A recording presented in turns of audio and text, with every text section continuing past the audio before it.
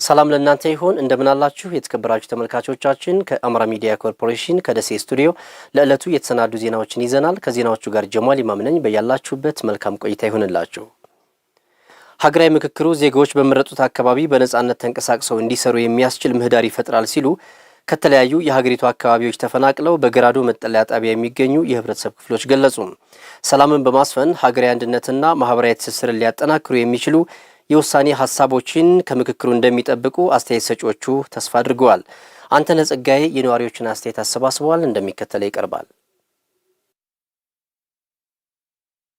ኢትዮጵያ በሙሉ ባለው ምክክር እየታጋር ደህና አባት አስተዳዳሪ ተስሎጥቆ ደግሞ ተወላጆቹ ቁጭ የሚሉት ብንመካከር ይሄ ነገር ቢቀር እንባ ቢቀር ውጊያ ቢቀር ሰላም ሰውየው ራቁቱን ቢሆን ሰላም ሲሆን ነው ራቁት የሚሆነው ሰላም ታልሆነ ለብሶ መሮጥ አይችልም ጫካ የሚያስጥለው ሰላም ሲሆን ነው እንጨት የሚሰበረው ሰላም ሲሆን ነው ሰላም ታልሆነ ተሁሉም ሀገር ማር ተመሰለው ሀገር ይለያል እነዚህ ሁሉ አጀንዳዎች ተዘርግተው ወደ አንድነት መጥተው ቢሆን ይሄው ለመፈናቀል እዚህ አይደርስም ነበር የሀገራዊ ምክክር ኮሚሽን ቀደም ብሎ ተጀምሮ ቢሆን ኢትዮጵያ እንደዚህ እንዳትታመስም ትውልድን ለማዳን ሲባል የሀገራዊ ምክክር ኮሚሽን አሁንም ቀጥሎ በተደጋጋሚ ቢመካከር ደስ ይላል ብዬ ነው ማስበው ታለመመካከር አለመግባባት ነው ሀገራችን ያፈናቀለን ብንግባባ ብንመካከር ተወል ያደግንበት ሀገር ነው ተክላን ፈናቀም ንብራችን የማይወልም ማማከራቸው ጥሩ ነው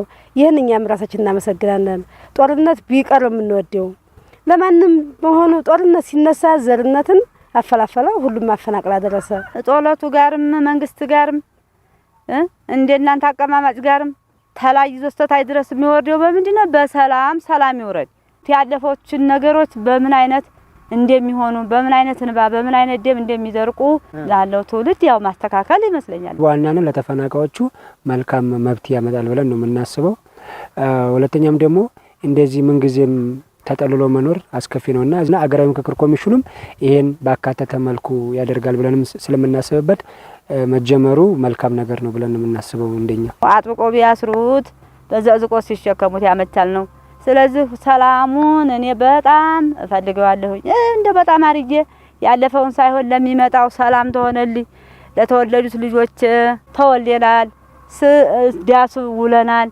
አብረን ተቀባብረናል ተጋብተናል ሰላምን በጣም አርጄ እፈልገዋለሁ ኢትዮጵያ እንድኮን ያደርጋል ብዬ ሐሳቤ ይኖረኛል ተስፋም አለኝ ይሳካልም የሚል ምኞቴ ነው ከውስጤም ምን ጊዜ ማስበው እኛ ለጊዜው ብንፈናቀልም ለጊዜው ብንራብም ሀገራችን ነው ምክክሩም ይሄን ባካተተ መልኩ ጠቃሚ ያለው ብዬ 100% አምንበታለሁ ዘላቂ መፍትሄ ነው የምንፈልገው ጊዜያዊ መፍትሄ ባለው ነገር አየነው ጦማችንን ማድረን አይተነዋል በልተን ማድረን አይተነዋል ይሄ ጊዜያዊ መፍትሄ ምንም ዘላቂ ስለማይሆን አሁን በመጪው ዘመን እጅ ተፈንጭ ቶሎ ብሎ መፍትሄ እንዲመጣልን ነው በቃ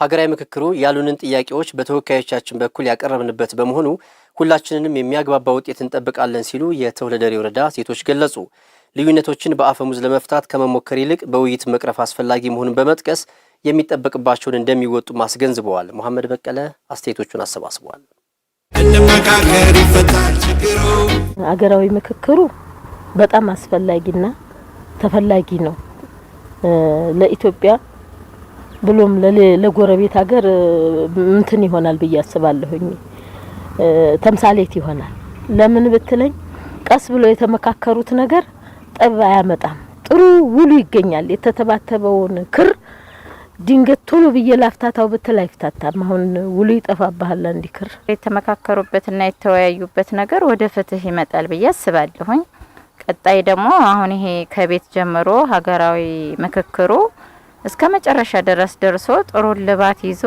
ጥሩ ምክር ይዞ ወደ ነበርንበት እንዲመለስ እኔ እምነቴ ነው በቃ እስኪ እንመካከር በብሔረሰብ የታደልን ስለሆነ ማለት ነው ብሔረሰብነታችንን አመነን አንድነታችንን አበጽገን እንድንሄድ ይረዳናል ለምን ብትል እዛው ሸለቆ ውስጥ ያለውን ሐሳብ የሚያገኘው የለም ግን የሀገራዊ ምክክር በጎጥ ተወያይተናል እንደ ቀበሌ ተወያይተናል እንደ ወረዳ ተወያይቷል ልከናል ተወረዳ ወደ ዞን ልከናል ተዞን ወደ ክልል ልከናል ተክልል ወደ ፌደራል ሄዷል።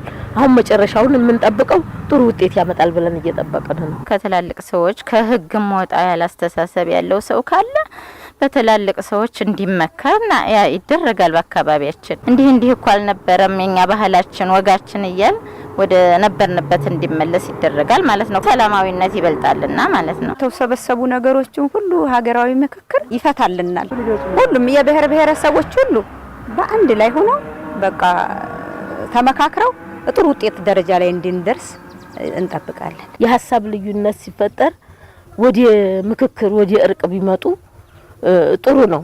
ጠመንጃ ከማንሳት የሰው ህይወት ነው የሚያጠፋው፣ ንብረት ያጠፋል። ጠመንጃ ብዙ ጉድለት አለው። ምክክር ግን የሚያጠፋው ነገር የለም።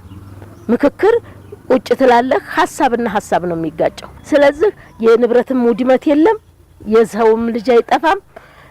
በኢኮኖሚው ወደ ኋላ አንቀርም፣ ወደፊት ነው እንጂ የምንሄደው።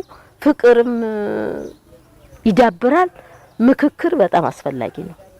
ስለዚህ ሀገራዊ ምክክሩ ተምሳሌት ነው። ልዩነታችንን አጥበን ሰላምን እናውርድ ነው ማለት። እኛ ከምንም በላይ የምክክሩን ኮሚሽን ውጤት በደንብ እንጠብቃለን። እኛ እናቶች ማለት ነው። ምንም አይነት ጎደሎ ነገር አንፈልግም። ሰላም ይዞልን እንድንመጣ እየጠበቅን ነው ማለት ነው። በመጨረሻ በ2018 በጀት ዓመት የክረምት በጎ ፈቃድ ስራ ከ16000 በላይ የህብረተሰብ ክፍሎችን ተጠቃሚ ለማድረግ አቅዶ እየሰራ መሆኑን የሐይቅ ከተማ አስተዳደር አስታወቀ። ከተማ አስተዳደሩ በ17 የተለያዩ ዘርፎች ትኩረት አድርጎ ተግባራትን እያከናወነ እንደሚገኝም ተመላክቷል። ፌኒክስ ኃይሎም ዝርዝር ዘገባ አላት።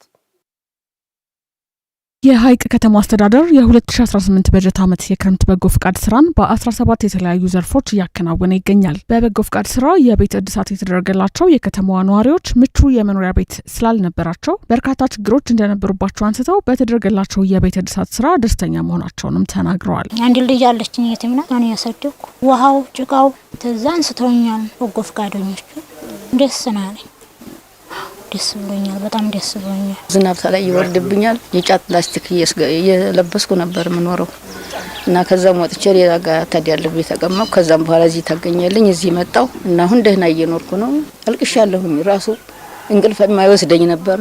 የቤቱ በየጎረቤቱ አድር ነበር እና አሁን እዚህ ገብቼ ሳድር ሲነጋም አላወቅኩትም እና በጣም ነው ደስ ያለኝ። አልሐምዱሊላህ ይመቻችሁ፣ ተነ ቤተሰቦቻችሁ ተነ ዘመዶቻችሁ ደስ ይበላችሁ እየመረቂያችኋለሁ። የበጎ ፍቃድ ስራ አስተባባሪ ሆነው ሱላይማን ጌታቸው በክረምት የበጎ ፍቃድ ስራ በርካታ ተግባራትን እያከናወኑ እንደሚገኙ በማንሳት ወጣቶች በዚህ መልካም ተግባር ላይ ተሳትፏቸውን አጠናክረው ሊቀጥሉ እንደሚገባም ይናገራል። የክረምት በጎ ፍቃድ በብዙ ዘርፎች እየተንቀሳቀሰን እንገኛለን።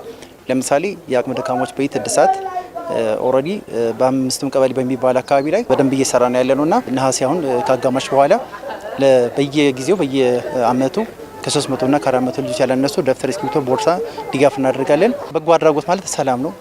ለሀገር ሰላም፣ ለወገን አለኝታም ከትልቅ ነገሮች በቃ ብዙ ነገር ሰው አለኝ የሚለው ነገር ድጋፍ ማድረጉ ለራስ ነው እርካታውና ሁሉም ሰው ይሄንን መልካምነት ቢቋደስ እላለሁ። የሐይቅ ከተማ አስተዳደር ሴቶች ወጣቶችና ማህበራዊ ጉዳይ ጽህፈት ቤት ኃላፊ ሶፊያ ሁሴን በበጀት ዓመቱ የክረምት በጎ ፍቃድ ስራ 9 ቤቶች መገንባታቸውንና 16 ቤቶች ደግሞ ጥገና እንደተደረገላቸው አንስተዋል። በዘንድሮ ዓመት ሐይቅ ከተማ ላይ 10 ቤት አዲስ ያረጋውያን የአካል ጉዳተኛ ቤቶችን እንሰራለን ብለን ነበር ያሰብነው።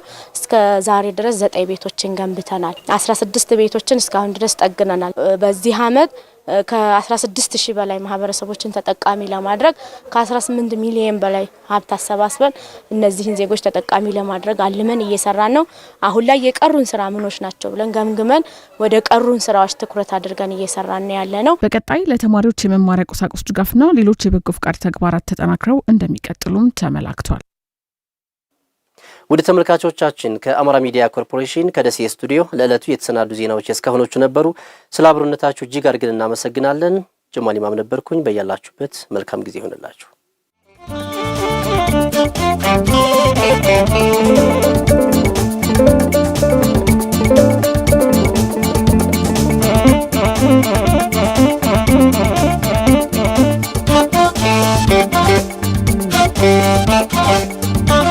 Thank you.